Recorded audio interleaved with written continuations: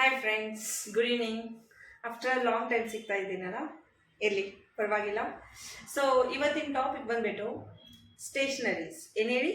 Stationeries. ಏನಕ್ಕೆ ನಾನು stationeries ಅಂತ ಹೇಳ್ತಾ ಇದ್ದೀನಿ? ಏನಕ್ಕಂದರೆ ಮಕ್ಕಳು ಡೈಲಿ ಪೆನ್ಸಿಲ್ ಕಳ್ಕೊಂಡ್ಬಂದೆ, ರೇಸರ್ ಕಳ್ಕೊಂಡ್ಬಂದೆ, ಪೆನ್ ಕಳ್ಕೊಂಡ್ಬಂದೆ. ಆ್ಯಕ್ಚುಲಿ ಅವ್ರು ಕಳ್ಕೊಂಡಿರೋದಿಲ್ಲ, ಅದನ್ನೆಲ್ಲ ಬಿಡಿಸ್ಕೊಂಡಿರ್ತಾರೆ. ಆಮೇಲೆ ಅವ್ರು ಬಿಡಿಸ್ಕೊಂಡಿರೋದು ಅದ್ರ ಮೇಲೆ ಗಮನ ಇರಲ್ಲ. ಆಮೇಲೆ ಅಥವಾ ಅದು ತೆಳಗೆ ಬಿದ್ದಿರುತ್ತೆ ಬೈ ಮಿಸ್ಟೇಕ್ ಆಗಿ, ಅದನ್ನ ನೋಡ್ಕೊಳ್ಳುವಷ್ಟು ಪೇಷನ್ಸು ಅವ್ರಿಗಿರೋದಿಲ್ಲ.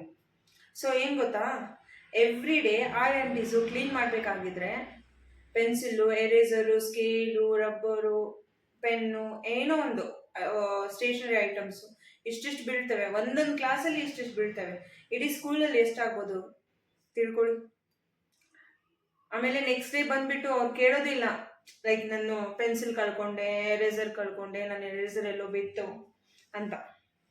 ಸೊ ಅದಕ್ಕೋಸ್ಕರ ಹೇಳ್ತಾ ಇದ್ದೀನಿ, ಪೇರೆಂಟ್ಸ್ ಆಗಿ ಪ್ಲೀಸ್ ಅದ್ರ ಮೇಲೆ ಗಮನ ಕೊಡಿ.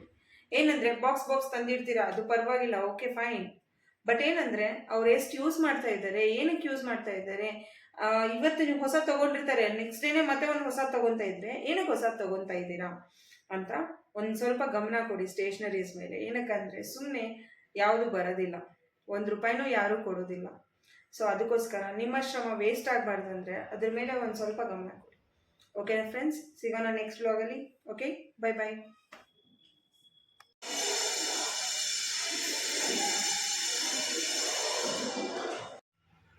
ಒಂದು ಕ್ಲಾಸ್ ರೂಮಲ್ಲಿ ಬಿದ್ದಿರೋ ಐಟಮ್ಸ್ನ ನಾನು ಹಾಕ್ತಾ ಇದ್ದೀನಿ. ಒಂದು ಸ್ವಲ್ಪ ನೋಡ್ಕೊಂಡು ಬನ್ನಿ, ನಿಮಗೆ ಗೊತ್ತಾಗುತ್ತೆ ಒಂದು ಕ್ಲಾಸಲ್ಲಿ ಎಷ್ಟು ಬಿದ್ದಿದ್ರೆ ಇಡೀ ಸ್ಕೂಲಲ್ಲಿ ಎಷ್ಟು ಬಿದ್ದಿರ್ಬೋದು ಅಂತ. ಓಕೆನಾ? Okay friends.